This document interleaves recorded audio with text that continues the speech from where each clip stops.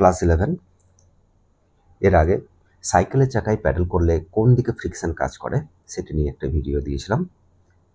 তো সেইটারই পার্ট 2 বলতে পারো এটি একটি যে অ্যাডভান্সে আসা প্রশ্ন। সেটা তো বলা আছে যে একটি সাইকেলের চাকায় হঠাৎ করে যদি জোরে ব্রেক কষো তাহলে কী ঘটনা ঘটবে।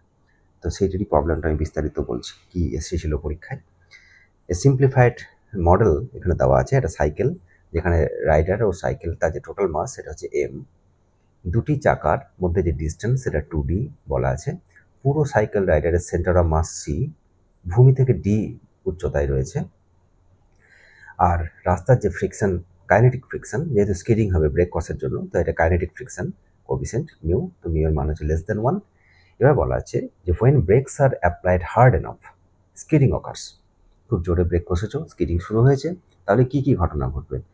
বলা আছে যে যদি ফ্রন্ট ব্রেক জোরে প্রেস করো তাহলে পিছন চাকায় ভূমি দ্বারা normal reaction, L for normal, B for back, F for front, তো পেছন চাকায় যে নর্মাল রিয়াকশন তার মান হবে বেশি। পরেরটাতে বলা আছে যে পিছন চাকায় নর্মাল রিয়াকশন হবে কম। আর লাস্টে বলা আছে যে যদি সামনে ব্রেক প্রেস করো তাহলে গাড়ি তাড়াতাড়ি থামবে, আর যদি পিছনে ব্রেক প্রেস করো তাহলে গাড়ি তাড়াতাড়ি থামবে। এইভাবে 4টে অপশান সাজিয়ে দিয়েছে। তো আগে কারেক্ট অপশানগুলো বলে দিই, তারপরে তোমাকে আমি এক্সপ্লেনেশন করে দেবো। দেখো, যদি তুমি ব্রেক কষো না, যদি সাইকেল যেতে যেতে তুমি জোরে ব্রেক কষো, তাহলে আমরা প্রায়ই দেখেছি যে হঠাৎ করে সাইকেলের পিছন চাকা এইভাবে উঠে যায়। ঠিক আছে, তুমি সামনে যদি খুব জোরে প্রেস করো এখানে, তাহলে প্রায়ই আমরা দেখি যারা স্টান্ট করে যারা, তারা কিন্তু নিজেরা অনুভব করেছে, তুমি নিজে দেখেছো এরকম পিছন চাকা সারফেস লিফট করে। তো নর্মাল রিয়াকশন, তুমি সামনে ব্রেকই দাও পিছনে ব্রেকই দাও, যেভাবে তুমি প্রেস করো ভূমি সবসময় পিছন চাকায় উঠে যায়। সুতরাং normal reaction is very less পিছন চাকায়। তো যদি জিরো হয়ে যায় তাহলে কন্ট্যাক্ট বিচ্ছিন্ন হবে, তাহলে এখানে সেন্টার অফ মাসের রেসপেক্টে সাইকেল টিল্ট করতে পারে বা টপলিং হতে হয়।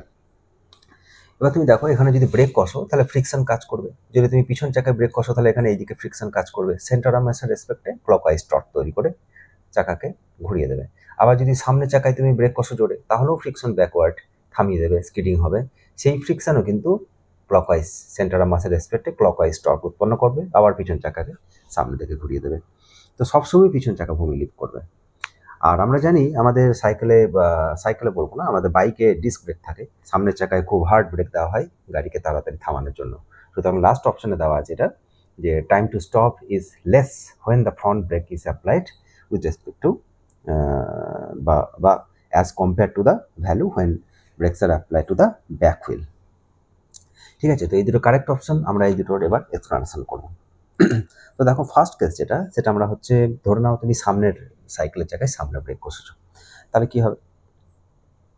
যদি এটা সাইকেলের দুটো চাকা আঁকি আমি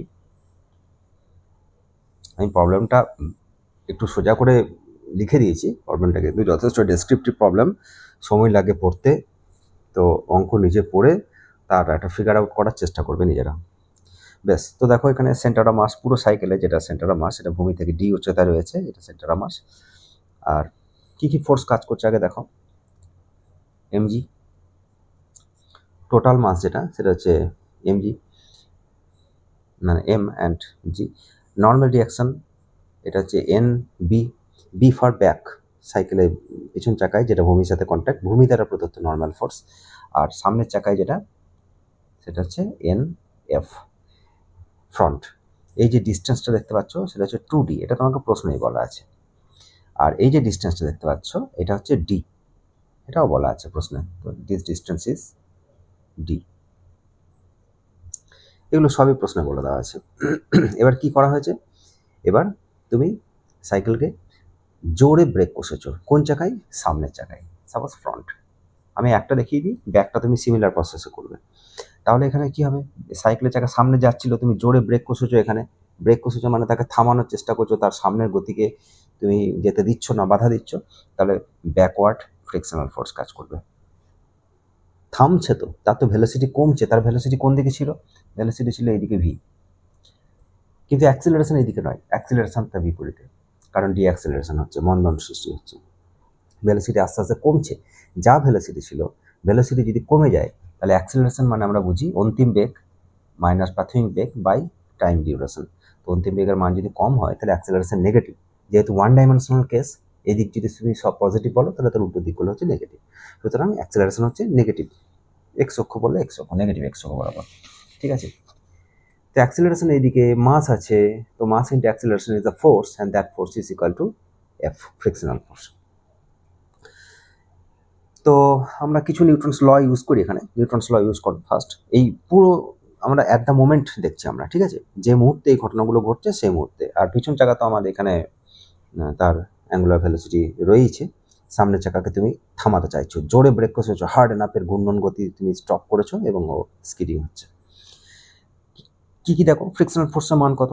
1 number equation, frictional force equal to mu into N F. N F মানে রাস্তা দ্বারা প্রদত্ত নর্মাল ফোর্স, এটা ইকুয়েশন নাম্বার 1। ঠিক আছে, নিউটনস ল কি হবে? মাস ইন্টু অ্যাক্সেলারেশন, পুরো হচ্ছে মাস হচ্ছে এম, অ্যাক্সেলারেশন হচ্ছে এ ব্যাকওয়ার্ড ডিরেকশনে, আর ব্যাকওয়ার্ড ডিরেকশনে একমাত্র ফোর্স আছে friction, so it is friction. আর ফ্রিকশন আবার ওপরে আছে মিউ ইন্টু এন এফ, এটা তোমার ইকুয়েশন নাম্বার 2। ইকুয়েশন নাম্বার 3 কি? এটা হচ্ছে হরাইজন্টাল মোশন দেখলে। এবার ভার্টিক্যাল মোশন দেখো, normal reaction N B, normal reaction N F, নিচের দিকে এম জি। তাহলে কি পাচ্ছ? N F plus N B equal to M G. এটা ইকুয়েশন নাম্বার তোমার 3। ইকুয়েশন নাম্বার 4 কি হবে? দেখো, এই যে যখন তুমি ব্রেক কষেছো, জোরে ব্রেক কষেছো, এই যে ফ্রিকশনাল ফোর্স সেন্টার অফ মাসের রেসপেক্টে ক্লকওয়াইজ টর্ক তৈরি করার চেষ্টা করছে। তো তুমি ধরে রাখো যে সাইকেলের চাকা সেন্টার অফ মাসের রেসপেক্টে উঠে যায়নি। ঠিক আছে, তাহলে তুমি যদি tau about the centre of mass equal to I alpha, এই সূত্র তুমি কাজে লাগাও। এটা কি সূত্র? ফোর্স সমান যেমন মাস ইন্টু অ্যাক্সেলারেশন, বল প্রয়োগ করলে ত্বরণ সৃষ্টি হবে, ঠিক সেরকম টর্ক যদি প্রযুক্ত হয় কোনো একটা বিন্দু রেসপেক্টে, তাহলে অ্যাঙ্গুলার অ্যাক্সেলারেশন তৈরি হবে। যেমন রৈখিক বেগের বৃদ্ধি হয়, যাকে বলা হয় ত্বরণ বা হ্রাস পেতে পারে, আর সেরকম কৌণিক বেগের বৃদ্ধি হয়। তো tau is equal to I alpha, এটা হচ্ছে রোটেশনাল নিউটনস ল। যেটা রৈখিক গতির ক্ষেত্রে যেটা নিউটনস ল এফ সমান এম এ, কৌণিক গতির ক্ষেত্রে টাউ সমান আই আলফা। কিন্তু একটা মেজর পার্থক্য রয়েছে, যে ফোর্স বলো অ্যাক্সেলারেশন বলো, এরা does not depend on origin, বা torque, angular momentum and moment inertia, এগুলো সবই চয়েস অফ অরিজিনের উপর নির্ভর করে। So tau is equal to I alpha. তো দেখো, এর সেন্টার অফ মাসের রেসপেক্টে যখন সাইকেল যাচ্ছিল, তখন সেন্টার অফ মাসের রেসপেক্টে কোনো ওমেগা মানে কোনো কৌণিক বেগ কি ছিল? কোনো কৌণিক বেগ ছিল না। অলওয়েজ কন্ট্যাক্ট ছিল গ্রাউন্ডের সাথে। সেন্টার অফ মাসের রেসপেক্টিভে সাইকেল কি চাকা ঘুরছিল? আমি বলছি সেন্টার অফ মাসের রেসপেক্টে সাইকেল কি উঠে গিয়েছিল? যায়নি। এবং তারপরে যখন তুমি জোরে ব্রেক কষেছো, তখন জাস্ট যে মুহূর্তে ভূমির সাথে জাস্ট নর্মাল ফোর্স 0 হবে, বা সেই মুহূর্তে উঠে যায়নি, আমি সেই আগের মুহূর্ত পর্যন্ত আছি। ঠিক আছে, যে মুহূর্তে নর্মাল ফোর্স জাস্ট ভ্যানিশ হতে যাচ্ছে পিছন চাকায়, সেই মুহূর্তে আমি রয়েছি। সুতরাং কোনো ওমেগার পরিবর্তন হয়নি। ওমেগা 0 ছিল অ্যান্ড ইট ইজ 0, সো আলফার মান 0। আলফার মান যদি 0 হয়, তাহলে টাও 0, মোমেন্ট অফ ইনার্সিয়া তো 0 নয়, তাহলে tau about the centre of mass is 0। তাহলে সেন্টার অফ মাসের রেসপেক্টে দেখো কোন কোন ফোর্স আছে, তারা ক্লকওয়াইজ না অ্যান্টি ক্লকওয়াইজ টর্ক তৈরি করছে। তো এটা যদি সেন্টার অফ মাস হয়, টর্কের ফর্মুলা কি? টর্কের ফর্মুলা হচ্ছে আর ক্রস এফ, এটা হচ্ছে ফর্মুলা। তো যে বিন্দু রেসপেক্টে তুমি টর্ক বের করবে, সেই বিন্দু থেকে যেখানে ফোর্স আছে তাদের পজিশন ভেক্টর হচ্ছে আর। অথবা তুমি ডাইরেক্ট যদি ম্যাথামেটিক্যাল ফর্মুলা ইউজ করো, মানে ক্রস প্রোডাক্ট ভেক্টর না ইউজ করো, তাহলে বল ও বলের ক্রিয়ারেখা লম্ব দূরত্ব এরকমও বের করতে পারো। মানে এখানে ফোর্স দেওয়া হচ্ছে এন বি, তাহলে এটা থেকে এর লম্ব দূরত্ব যেটা, সেটা বের করতে হবে, মানে এইটা জাস্ট বের করতে হবে। আর যদি তুমি ডাইরেক্ট ফর্মুলা ইউজ করো, যেটা আমি বেশিরভাগ ছাত্রকে প্র্যাকটিস করতে বলি, যে আর ক্রস এফ তুমি প্র্যাকটিস করতে শেখো, কী ফোর্স আছে সেটা দেখো। তো দেখো, ফার্স্ট তুমি যদি দেখো, তো এখানে কি ফোর্স আছে? একটা হচ্ছে নর্মাল ফোর্স, একটা হচ্ছে এমজি, একটা হচ্ছে ফ্রিকশন, একটা হচ্ছে এনবি। এই 4 ধরনের ফোর্স রয়েছে। এই 4 ধরনের ফোর্স ক্লকওয়াইজ না অ্যান্টি ক্লকওয়াইজ টর্ক তৈরি করছে, তোমাকে দেখতে হবে। তো ফার্স্ট তুমি দেখো, সাপোজ ফ্রিকশনাল ফোর্স, তাহলে তুমি সেন্টার অফ মাস থেকে দেখছো, তাহলে এইটা তোমার পজিশন ভেক্টর আর ক্রস এফ। ঠিক আছে, তাহলে আর এইদিকে, এফ এইদিকে, আর ক্রস এফ করলে তুমি কোন ডিরেকশন পাবে? তুমি এই ডিরেকশনটা, এই যে একটা ডিরেকশন তুমি পাবে, সেটা করলে তোমাকে বুঝতে হবে বোর্ডের ভেতরে না বোর্ডে, দুটোই দেখো বোর্ডের প্লেনে রয়েছে। আর এইদিকে এফ এইদিকে, আর ক্রস যদি এফ করো তাহলে বোর্ডের ভিতর দিকে হবে, ঠিক আছে। কিন্তু ক্লকওয়াইজ না অ্যান্টি ক্লকওয়াইজ সেন্স সেটা তোমাকে দেখে বুঝতে হবে। এটা যদি একটা লাঠি হয় আর কেউ যদি ওকে এইদিকে ফোর্স দেয় তাহলে লাঠি এইদিকে ঘুরবে, এটা তোমাকে জানতে হবে, ঠিক আছে। তো এই যে লাঠিটা, এই ডিস্টেন্সটা হচ্ছে আর, আর এটা হচ্ছে ফ্রিকশনাল ফোর্স এফ। সুতরাং আর ক্রস এফ, তার মানে এই ফোর্স যেখানে অ্যাপ্লাই করা হচ্ছে সেইটার লম্ব দূরত্ব নিতে হবে। তুমি যদি এইটার এই উপাংশটা নাও, এই আর এর দুটো উপাংশ, একটা হচ্ছে এইটা, একটা হচ্ছে এইটা, তুমি যদি এই উপাংশটা নাও তাহলে এইটা আর এটা ফ্রিকশন, তাহলে এই দুটোর জন্য কোনো টর্ক উৎপন্ন হবে না, ঘুরবে না। কিন্তু তুমি যদি এইটা ফ্রিকশনাল ফোর্স বলো আর এইটা যদি সেই ডিস্টেন্সটা নাও, তাহলে হ্যাঁ এইটা যদি লাঠি হয় তাহলে এইদিকে যদি ফোর্স দেওয়া হয় তাহলে লাঠিটা ঘুরবে একটা বিন্দু রেসপেক্টে। সুতরাং সবসময় টর্ক বলো, অ্যাঙ্গুলার মোমেন্টাম বলো, এগুলো এতে লম্ব উপাংশগুলোকে নিতে হয়, কারণ তারাই একটা নন জিরো ভ্যালু দেয়। সাইন থিটা রয়েছে, তাদের মধ্যে অ্যাঙ্গেল যেন জিরো না হয়, ঠিক আছে। তাহলে কত, এই ডিস্টেন্সটা ডি আর এটা হচ্ছে ফ্রিকশনাল ফোর্স, তো এটা ক্লকওয়াইজ টর্ক তৈরি করছে। তুমি ধরে নাও ক্লকওয়াইজ পজিটিভ, তাহলে কত টর্ক, ডি ইন্টু এফ। নর্মালের জন্য কত হবে, নর্মালের জন্য দেখো, নর্মালের জন্য তো এটা এই দিকে, তাহলে এক্ষেত্রে তোমার কত নিতে হবে, এটা তোমাকে এই দূরত্বটা নিতে হবে এক্ষেত্রে, আর এই দূরত্বটাও হচ্ছে ডি, ঠিক আছে। এটাও ডি আবার এটাও ডি, এটাকে তুমি দুটো ভাগে ভেঙে দাও, এটা একটা হচ্ছে এইটা, একটা হচ্ছে এইটা। তাহলে তুমি যখন ফ্রিকশনের জন্য টর্ক নিয়েছো তখন this distance into the frictional force, যখন নর্মালের জন্য তুমি টর্ক নেবে তখন this distance into normal force আর ক্রস এফ। আদারওয়াইজ তুমি সিম্পল ভেঙে যাও, তো এটা কী হবে, ডি ইন্টু এন এফ, কিন্তু এটা উল্টো দিকে, তো minus D into N F. এ ফ্রিকশন এই দিকে টর্ক তৈরি করছে, নর্মাল ফোর্স ওই দিকে টর্ক তৈরি করছে, একটাকে পজিটিভ ধরলে আর একটাকে নেগেটিভ। আর কে আছে, এনবি। এনবি দেখো এখানে পজিশন ভেক্টর তোমার এইটা, এটা দুটো কম্পোনেন্ট, একটা এইটা, একটা এইটা, এটার জন্য তুমি টর্ক পাবে, আর এরা এই দুটো প্যারালাল, সুতরাং এই দুটোর জন্য তুমি কোনো টর্ক পাবে না, এই ডিস্টেন্সের জন্য কোনো টর্ক পাবে না, এরা প্যারালাল, কিন্তু এইটার সাথে এটা পারপেন্ডিকুলার, তুমি টর্ক পাবে। কোন দিকে টর্ক, এইদিকে ক্লকওয়াইজ টর্ক, তুমি ক্লকওয়াইজকে পজিটিভ ধরেছো, তাহলে এটা plus D into N B. এমজির জন্য কোনো টর্ক পাবে না, কারণ যে বিন্দুতে তুমি আছো সেই বিন্দু দিয়ে এমজি পেরিয়ে গিয়েছে, সুতরাং কোনো আরই নেই, যে আর ক্রস এফ সেই বিন্দুতেই তুমি বসে আছো, তাহলে আর ইজ জিরো।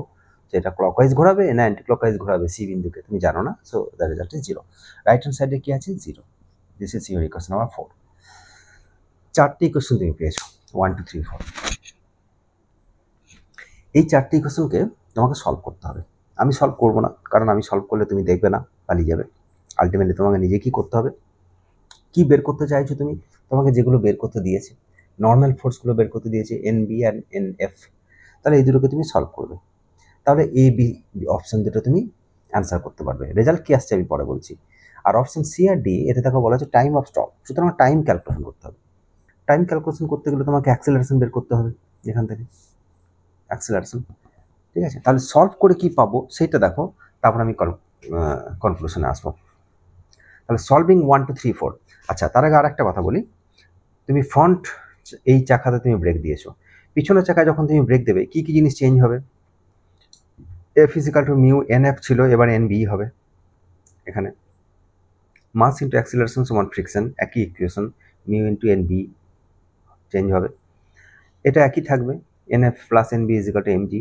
আর টর্কের জায়গায় এক্সপ্রেশনে সামান্য কিছু চেঞ্জ হতে পারে, এখানে ফ্রিকশনাল ফোর্সটা এখানে তুমি দেবে, আর তারপরে জাস্ট একই রকম, খুব বেশি চেঞ্জ হবে না, সামান্য চেঞ্জ হবে। তো চারটি ইকুয়েশন তুমি আবার 1 2 3 4 তৈরি করবে, এই কটাকে সলভ করে যেটা বেরোবে ওই কটাকে সলভ করেও কিছু কিছু বেরোবে, তো সেগুলো আমি শর্টকাটে লিখে দিচ্ছি। তো বেশ কিছু স্টেপ জাম্প করে পাই, ঠিক আছে, মারাত্মক স্টেপ জাম্প করে বলে না সেরকম, মানে হঠাৎ করে তুমি একটা বন্ধুর পরীক্ষা হলে বন্ধুর খাতা দেখতে পেয়েছো, কোথা থেকে করেছে কি করেছে কিছুই জানো না, পেয়েছো যখন টুকে দিই, তো ঠিক সেরকম ব্যাপার। আমিও যখন দেখছি যে অ্যান্সারটা লেখাই আছে তখন আমি আর কেন কষতে যাচ্ছি বেকার।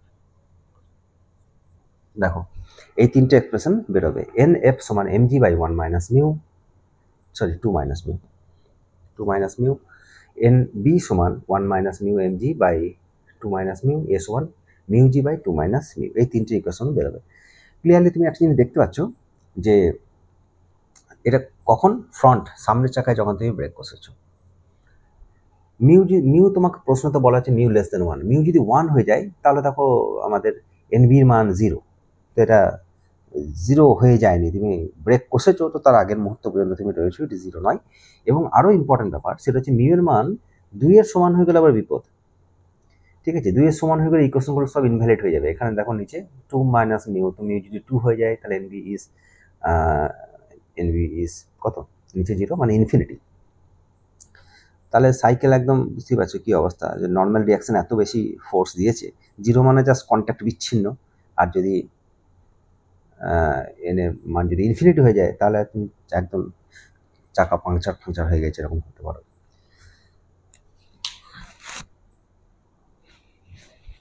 তো এক্ষেত্রে তুমি দেখো ফ্রিকশনাল নর্মাল যেটা ফ্রন্ট হুইলে যেটা নর্মাল ফোর্স যেটা দিচ্ছে তার নিচে 2 মাইনাস মিউ, এরও নিচে 2 মাইনাস মিউ, তাহলে দুটোরই যদি নিচের দিকটা সমান হয় তাহলে তুলনা করতে গেলে ওপরটা দেখতে হবে।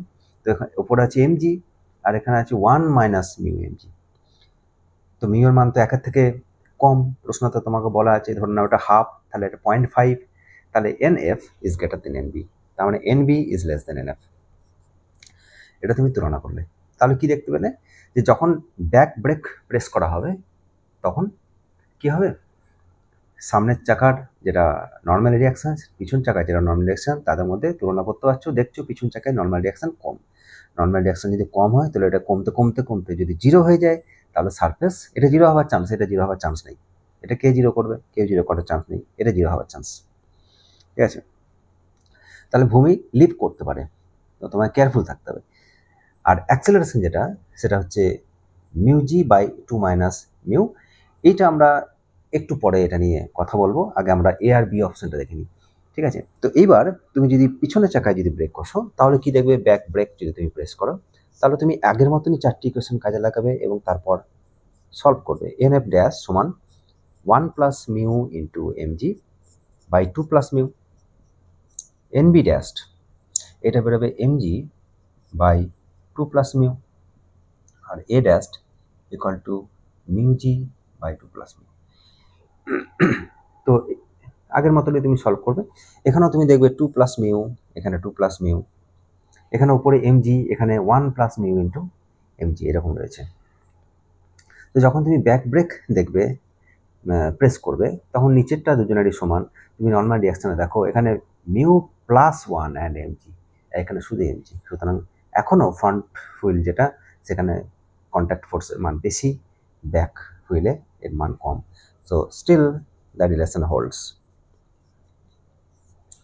তো তুমি যে ব্রেকই প্রেস করবে সবসময় পিছন চাকায় নর্মাল রিয়াকশন কম, ঠিক আছে? এবার অ্যাক্সেলারেশনটা তুমি দেখো, এখানে দেখো mu G by 2 minus mu, আর এখানে হচ্ছে mu G by 2 plus mu.